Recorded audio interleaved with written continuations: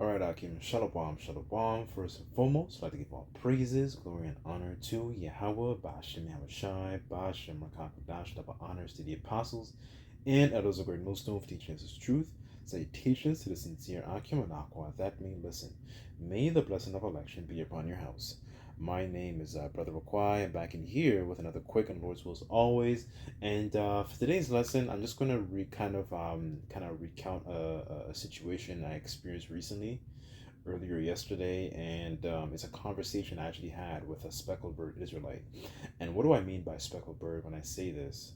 It means that I was speaking to a woman that essentially she did not look like your typical Israelite. You know, she kind of, as a matter of fact, let me see if I can get not a picture of her, but just give me 1 second. Okay, so essentially, she was an Israelite that looked like, this woman have on the screen here, this actress here named Cameron Diaz, right? So, very, very blonde hair, very, very pale, skin, right? You know, I guess you can call those like light blue eyes, I believe, just features that essentially she did not look like, your typical Israelite. And that's kind of what I wanted to discuss today, because it really wasn't, essentially, how she looked. Yes, how she looks is an astonishment because, pursuant to the curses, we be scattered all over, the four corners of the earth, right? But, it was mostly, really and truly, it was what she was saying, because, to my recollection here, I'm just going to share with you, brothers and few sisters, some of the things she said, and I was just kind of like, looking at the situation spiritually. So one of the things she came up to me, I was on the plantation, and she came up to me and she said, um, how she saw this documentary, and the documentary essentially was talking about the so-called Black Scots and Black Irish, right? Essentially, she's from Nova Scotia, right? So she tells me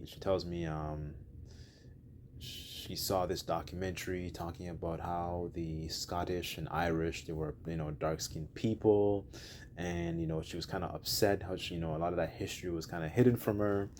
And another thing that said that really, really struck a nerve, spiritually, not in a bad way, but it was very, very interesting, is the fact that how she told me she got along very well with people that look like typical Israelites, right? And the scriptures talk about that too, the essentially the birds. As a matter of fact, let me go back to my lesson plan. Um Let me see if I could find that real quick. Just bear with me on this.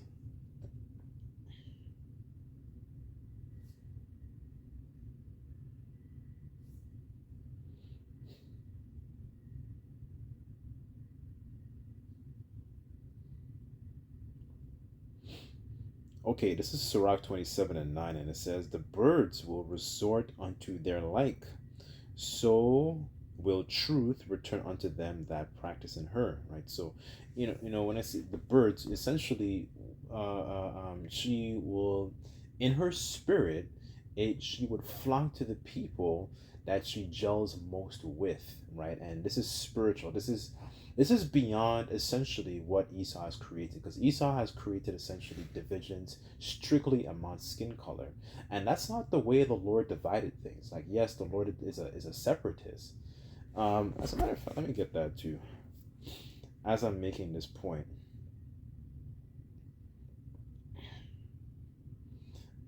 this is Deuteronomy 32 and 8, and it says, "When the Most High Yahweh divided to the nations their inheritance, when he separated the sons of Adam, he set the bounds of the people according to the number of the children of Israel.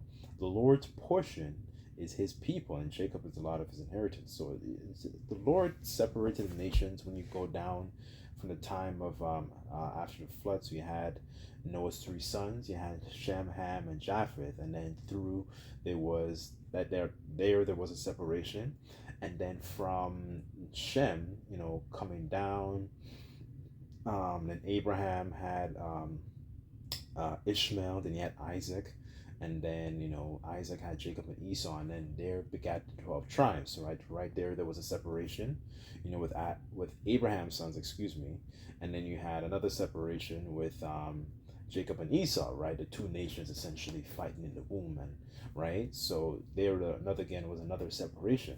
So that's really the point here, and this is not. Oh, this is according to a bloodline. Her spirit in her is a spirit of somebody that gels really well with the Israelites, right? Because most likely, looking at the situation spiritually, she's also an Israelite, and that's something that the world can't receive, because the world, number one, is shrouded in darkness, like the scriptures say, gross darkness to people, right? And it also refers to the condition that Esau has done, because ever since the the Renaissance, he's done a lot of handiwork in essentially deceiving the nations, right? So let me get that as well. There's another comment, I also want to share as well, that you shared with me. So this is let me just bring this out. This is Revelation 20 verse 7, and it says this: "And when the 1,000 years are expired, Satan will be loosed out of his prison, and shall go out to deceive the nations where in the four quarters of the earth Magog and Magog gathered together to battle, the number whom is as the sand of the sea," right? So the 1,000 years represents that period in time where you had Israelites ruling. It's also known as the period of the Dark Ages, also known as the Middle Ages. It's also known as the Byzantine Empire, also known as the medieval, empire, right? Esau claims this period was a time of darkness and gloominess, but it really was just a period in time essentially where you Israelites, so-called Negroes, Latinos, and Native Americans, were in rulership. Period. Those particular lands in Europe was a place where you so-called Negroes were in rulership. You were in power. You were the kings. You were the nobles. You were the dukes. You were the princesses. Right? When you read about this time, this is during the time of when King James, when he was alive. This particular time was a time when Negroes, you so-called you Israelites, essentially were prospering. Eventually, you lost your power, and then we're in that little season, right? So, there was another thing that really okay. So the precept talked about deceiving the nations, because when people associate these different lands, they think about people like so-called white people, right? And then one of the parts of this deception was also deceiving, changing the images of how the Messiah looked, how Yahushua looked, how the angels looked, how the apostles looked, right? All those different figures, that was also part of his deception. Another element as well to his deception was, this idea of false science that he perpetuated, known as essentially the creation of this thing's known as racism that he created, and this is something that he's perpetuated, and this is something that still lives on to this day, because our people are very caught up in this deception and thinking that all skin folk is kinfolk, right? They think because somebody has melanin, in their skin, they think they're the same people. Like, so that's why our people especially, are so bamboozled when they see people like, for example, I'll just use Kamala Harris as an example, or Barack Obama as an example, right? You have people who might have a little bit of melanin in their skin and they think they're the same people, and we're not the same people, right? Another point, I wanted to bring out as well that she mentioned to me that I thought it was very interesting, was the fact that she said, I could have been, black in my past life. That was another thing she said to me, and then another thing she said, I think I have black in me, I always am around black people and all that kind of stuff. And, for somebody, if you were like, being in a situation like that, like, you have to be so like spiritual, right? Because if she had said this to somebody, not to put myself on a pedestal, but I'm just saying, if she had said this to somebody, in the world, people wouldn't fully receive the understanding of exactly what she's saying, right? Because, through that scattering, you had us looking a lot like the other nations, right? And, this is this thing of a bloodline. This is not an actual, um, you know, like I know that the elder Malcolm he always says this is not a black thing, right? This is a bloodline that we're referring to here. So, before I continue on, I wanted to read a little bit about just something that you mentioned to me about the Black Scots and Irish. So I just wanted to read this little excerpt here. This is page 57. So this is one of my books known as The Negro Question Part 4, The Missing Link. So this is essentially it really goes into the Dark Ages history. What I can do as well is link the the book in the description box. If you brothers or a few sisters want to check it out. So this is page 57. I'm just going to read a little bit here. It says, title is America as a Land of Opportunity. The author is Benjamin Franklin, one of the so-called founding fathers of America. The subject heading says, Why Increase the Sons of Africa in America? Now, this is actually a letter you can also find online, right? Where this is something that he actually wrote himself. So if you type this in, it says, Why Increase the Sons of Africa? America as a Land of Opportunity by Benjamin Franklin, right? But there's a key excerpt in here that I really just want to hit the nail on the head. So it says, all of Africa is tawny, quotes, black. Asia is chiefly tawny black. America, exclusive of the newcomers, wholly so. In Europe, the Spaniards, the French, the Italians, the Russians, and the Swedes are generally of what we call a swarthy black complexion. So are the Germans also. This is a quote taken directly from his letter, right? So this is the list of nations that he listed here. So it says, so I'm just going to read them again. So it says Spain, France, Italy, Russia, Sweden, Germany, and America, right? So during the list of nations in America during this time. Let me see if there's a little bit more here. So this is the list of nations that he listed as, actually minus America.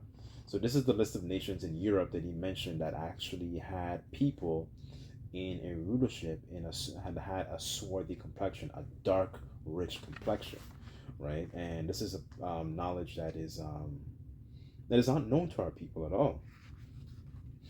They just think that they were just in Africa, and that's all that limits their understanding, right? Like the scriptures say that our people don't consider, people, they're just like lost sheep. They don't consider, when they hear these things. Let me see if I can get a little bit more here, because the book really, it's really, really good. It also goes into how a lot of you Israelites that dwell in the Caribbean, how you ended up in the Caribbean.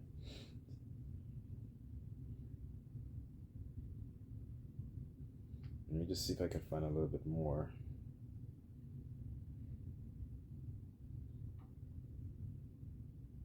Okay, so here, okay, this is page 32. Hold on.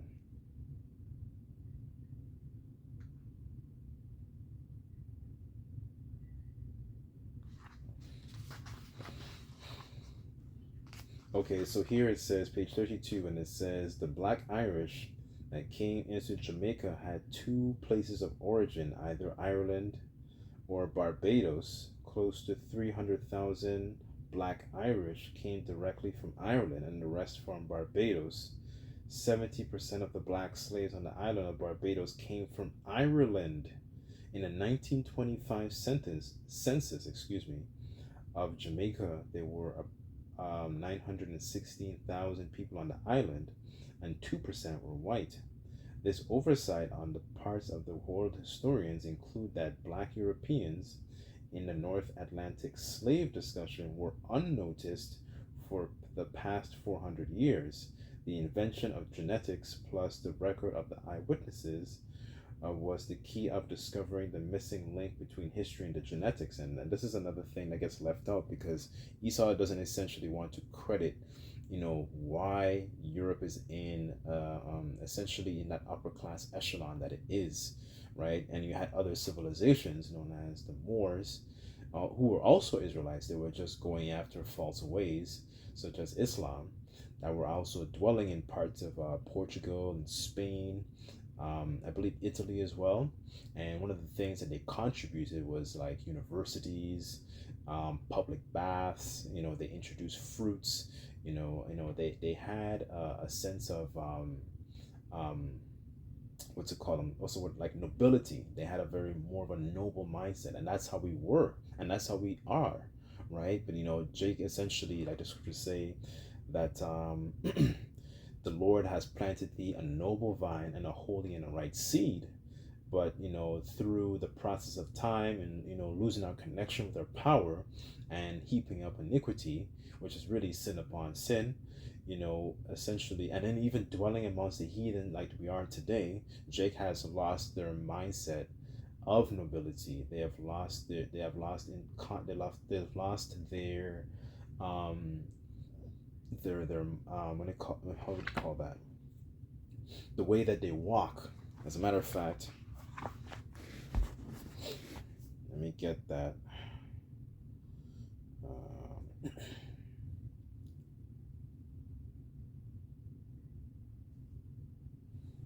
I'm gonna grab two precepts here. Just bear with me on this. Okay, Sirach 19 verse 29, and it says, "A man may be known by his look, and one that hath understanding by his countenance when thou meetest him. A man's attire and excessive laughter and gait," so that's Gait, so essentially the way you walk, shows what he is, so the way he carries himself. And Jake doesn't carry themselves as a people who actually have a noble mindset. They carry themselves and behave like degenerates. So, as a matter of fact, because I quoted this earlier,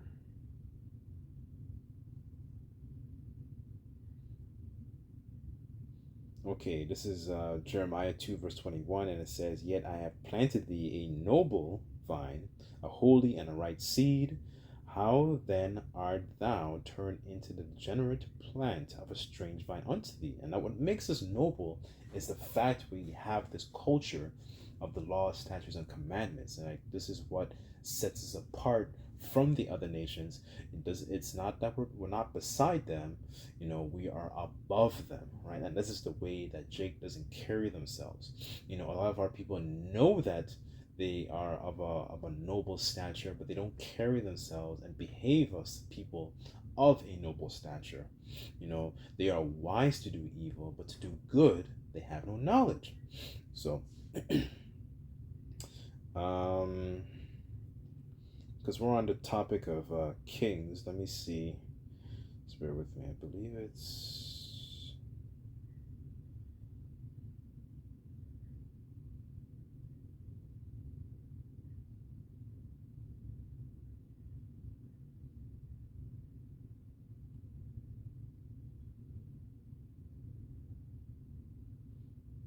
okay. This is 1 Kings 2.